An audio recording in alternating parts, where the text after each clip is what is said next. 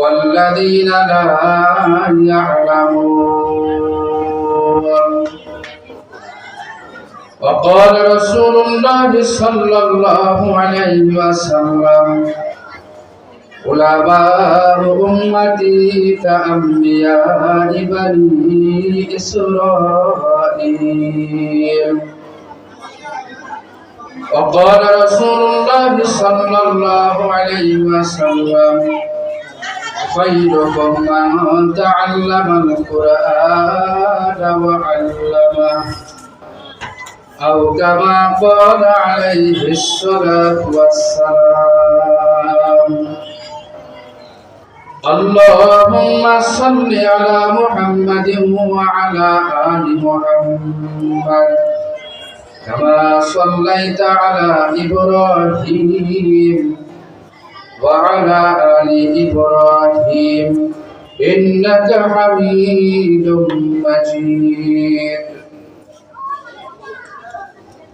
اللهم بارك على محمد وعلى آل محمد كما باركت على إبراهيم وعلى آل إبراهيم إنك حميد مجيد. صدق الله مولانا العظيم وصدق رسوله النبي الأمي الكريم ونحن على ذلك من الشاهدين والشاكرين والحمد لله رب العالمين. وقال تعالى في شان حبيبه إن الله وملائكته يصلون على النبي يا أيها الذين آمنوا صلوا عليه وسلموا تسليما. لا إله إلا الله لا إله إلا الله لا إله إلا الله لا إله إلا الله لا إله إلا الله لا إله إلا الله لا إله إلا الله لا إله إلا الله لا إله إلا الله. جري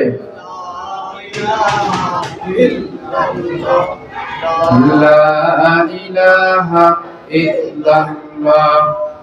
وقال الشاعر وفل فل नहीं है जिस फूल में वो ना हो वो दिल तो दिल नहीं है जिस दिल में खुदा का जिक्र ना हो.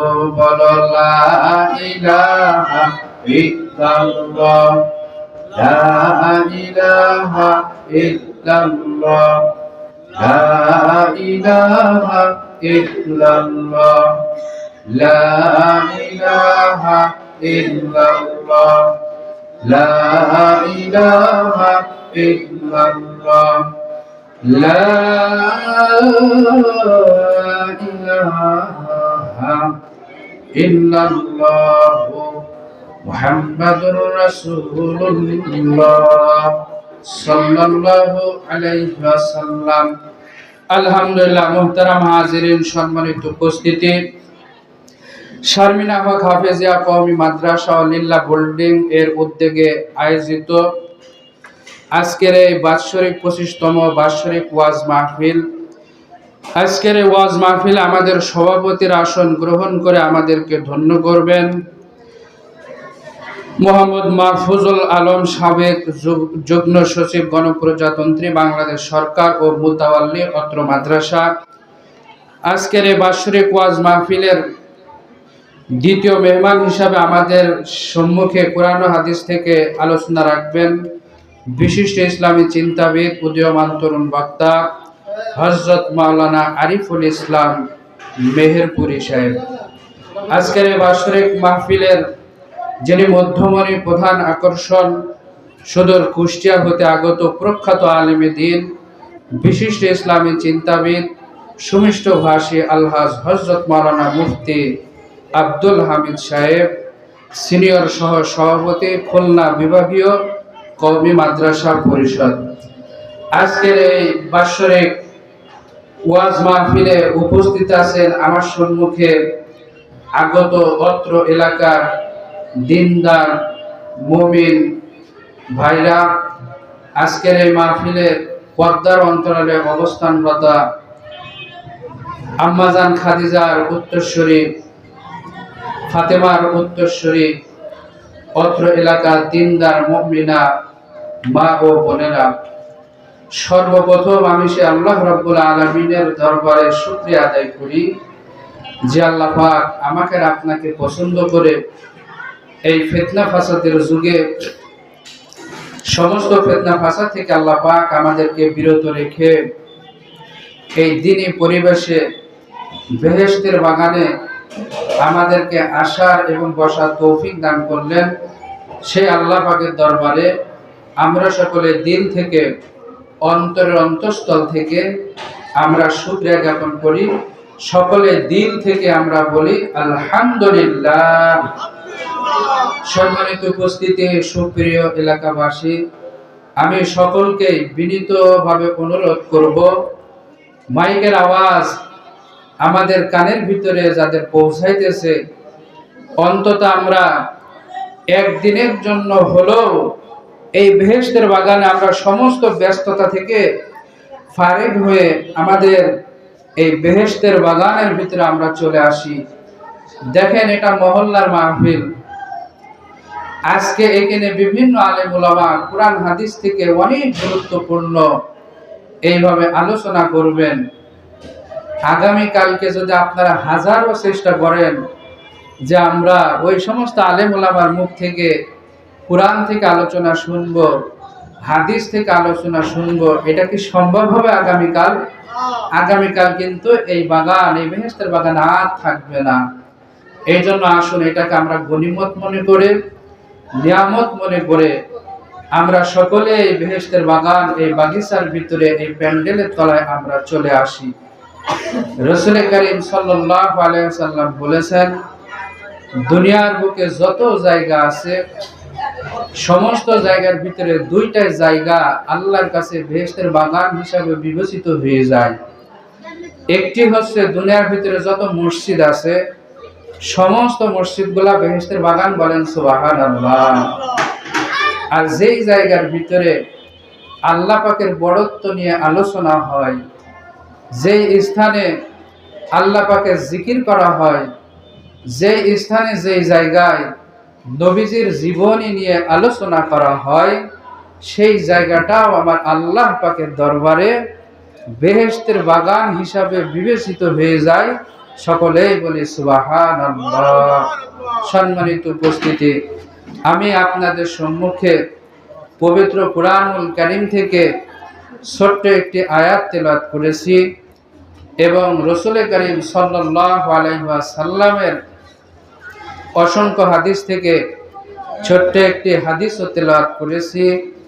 আল্লাহ রাব্বুল আলামিন যদি তৌফিক দান করেন, এই আয়াত এবং হাদিসের আলোকে কিঞ্চিত আলোকপাত হবে।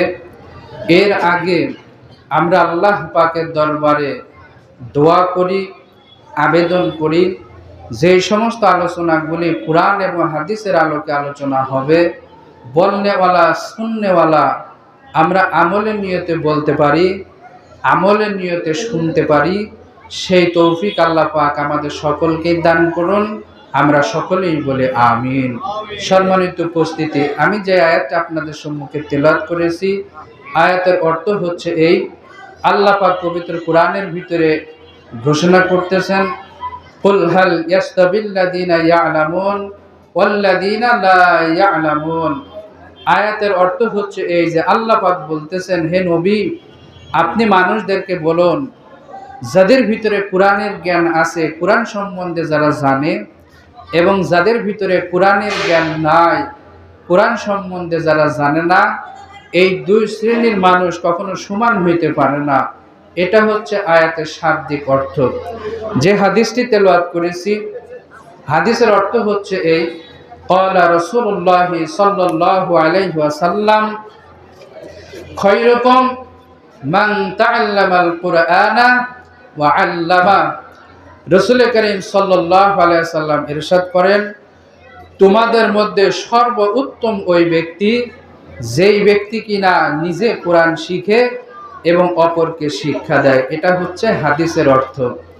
এবার বলেন, আজকে যে শারমিনা হক হাফেজিয়া কওমি মাদ্রাসার উদ্যোগে 25তম বাৎসরিক যে ওয়াজ মাহফিলের আয়োজন করা হয়েছে, এই মাদ্রাসার ভিতরে কি শেখানো হয়? আমরা একটু চিৎকার দিয়ে বলি তো, এখানে আল্লাহ পাকের কোরআন শেখানো হয়। কথা ঠিক কিনা? নাকি এখানে অন্য কিছু শেখানো হয়? আজকে দেখেন, বাংলাদেশ সহ তাম বিশ্বের দিকে যদি আমরা তাকাই, বিভিন্ন প্রতিষ্ঠান কিন্তু আমরা দেখতে পাবো, কিন্তু মাদ্রাসাগুলি এমন একটা প্রতিষ্ঠান, এমন একটি প্রতিষ্ঠান, মাদ্রাসাগুলি এইখানে আপনি দিনও পাবেন। মাদ্রাসা শিক্ষা এমন একটা শিক্ষা, এইখানে দুনিয়াও পাওয়া যাবে। কথা ঠিক কিনা? এই শিক্ষা এমন একটা শিক্ষা, এই শিক্ষার সাথে যার সম্পর্ক হবে, আল্লাহ পাকও তার দাম কিন্তু এইভাবে বাড়াই দেবেন। বলেন সুবহানাল্লাহ। যার সম্পর্কে কোরআন, যার সম্পর্ক কোরআনের সাথে হবে, যার সম্পর্ক হাদিসের সাথে হবে, যার সম্পর্ক হবে নবীর আখলাকের সাথে, সেই ব্যক্তিকে আল্লাহ পাক দুনিয়াতেও দামি করে দিবেন, পরকালের ভিতরে আল্লাহ পাক দামি করে দিবেন। কথা ঠিক কিনা? আমরা সকলে কোরআন শরীফ কম বেশি কেউ পড়তে জানি, কেউ পড়তে জানি না।